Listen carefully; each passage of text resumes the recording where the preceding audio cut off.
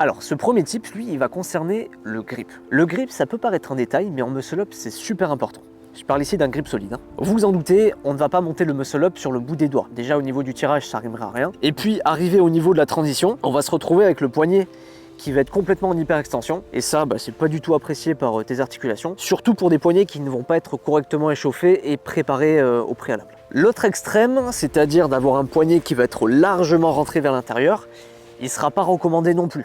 Là, je parle du false grip, pour ceux qui reconnaîtraient. Le false grip, en fait, le problème du false grip, c'est qu'il va nuire à ton explosivité sur ton tirage. Si tu n'es pas très explosif et qu'au contraire, tu as une bonne transition, là, il va y avoir un intérêt à faire le false grip. Mais si tu préfères miser sur ton explosivité, ça n'a aucun sens de faire un false grip. En fait, le truc du false grip, c'est que tu vas prendre l'appui au niveau du poignet qui va être exactement le même que celui que tu auras lorsque tu seras en haut de ton muscle-up. Ce qui va te permettre, en fait, de ne pas faire de rotation du poignet sur la phase de transition. Le juste milieu, et c'est ce que je te recommande, c'est d'avoir un grip qui va être à mi-chemin entre les deux extrêmes, c'est-à-dire non pas sur le bout des doigts et complètement rentré en false grip, c'est ce qu'on appelle un strong grip, avec les phalanges vers le haut, et une prise à la barre qui va être fixe, bien solide. Et par ailleurs, dernière chose, ça paraît évident, je le répéterai souvent, pour un grip solide aussi, privilégie la manivelle.